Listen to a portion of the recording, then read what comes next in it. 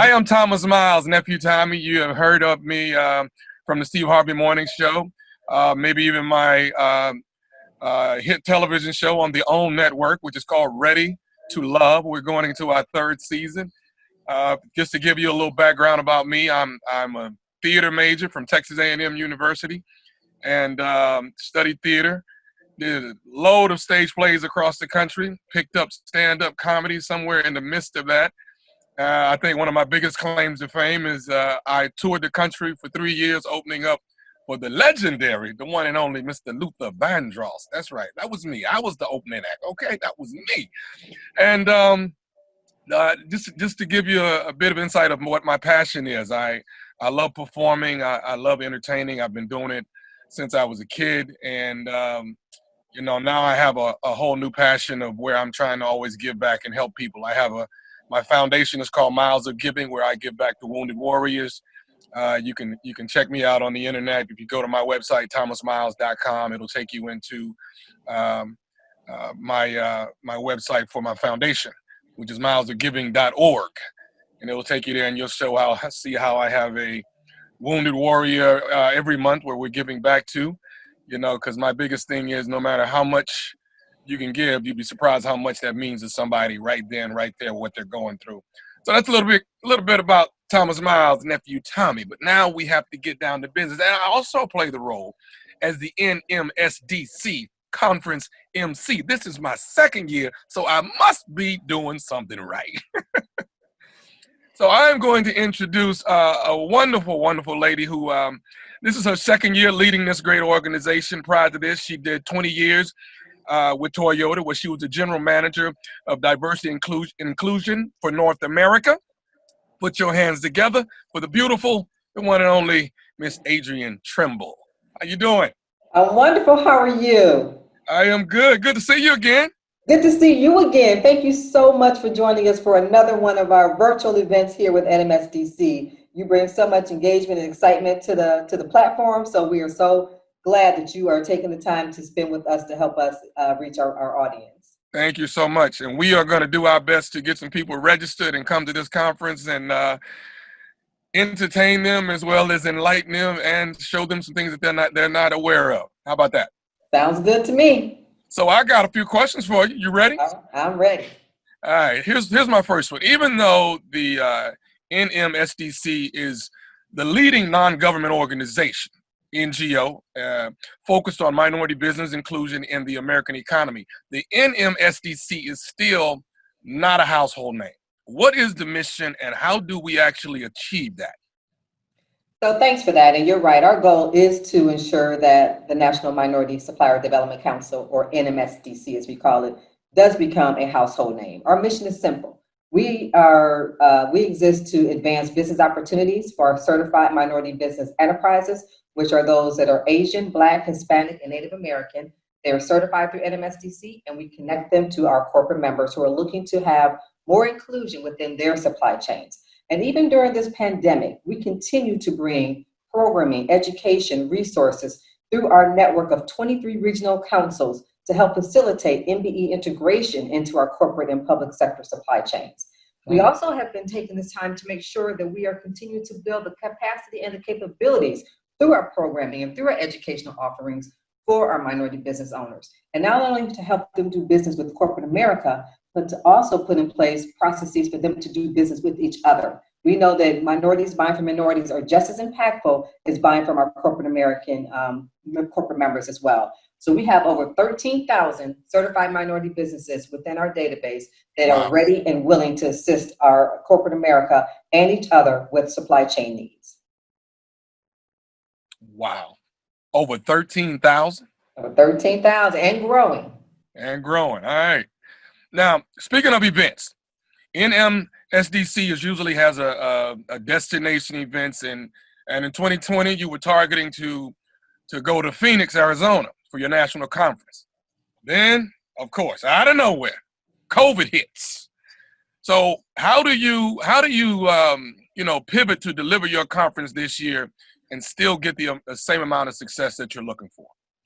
Yes, in my mind, we're still going to Phoenix, Arizona, but in the day-to-day reality of it, we've got to make this thing virtual. So we are very disappointed that we can't be in the Phoenix, Arizona area, but we are excited to still be able to deliver this conference through a virtual platform. Our conference is scheduled for October 26th through the 29th, the same timing that we would have been in Phoenix.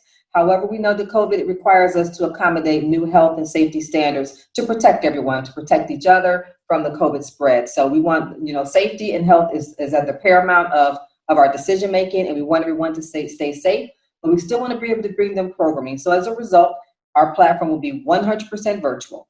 And we've embraced technology that will enable those who are participating to accomplish their objectives through the platform. We are making sure that we are having vibrant and engaging workshops. We will still have our award celebration to recognize those that are making significant achievements in minority business development.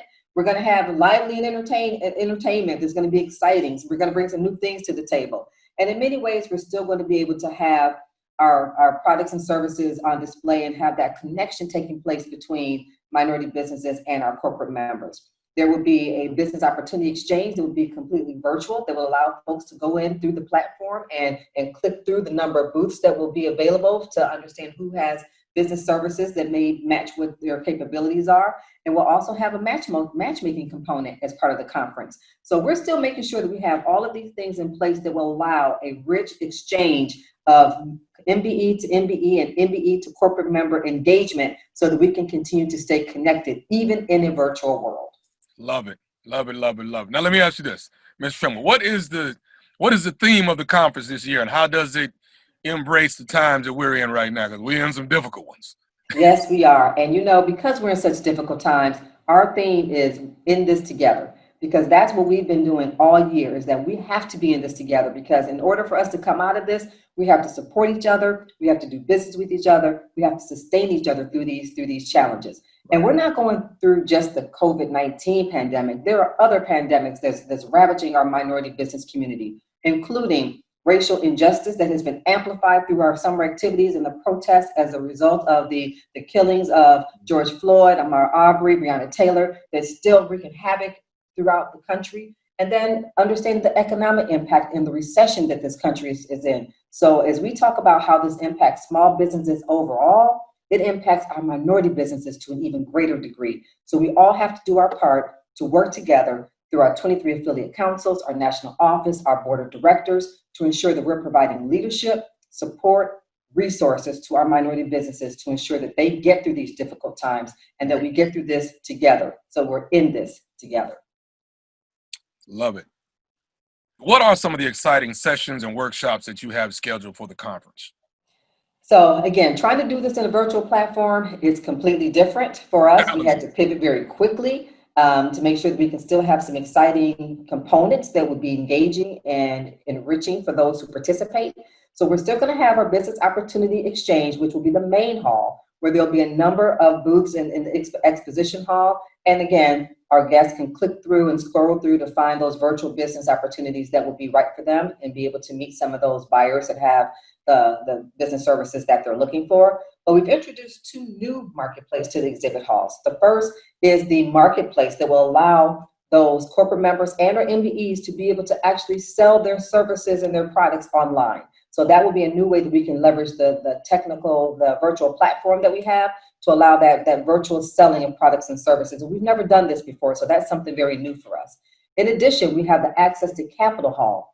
And that's where we'll have banks, lenders, financial solution providers, CDFIs, all of those who are interested in providing access to capital to our minority businesses that can help them with cost-effective financial options to help them secure the needed capital. So we'll actually have those booths and those representatives available to assist our minority businesses with any type of investment, capital, grants, loans that they need. So those are some of the things we're really excited about that this new platform will offer us the ability to deliver.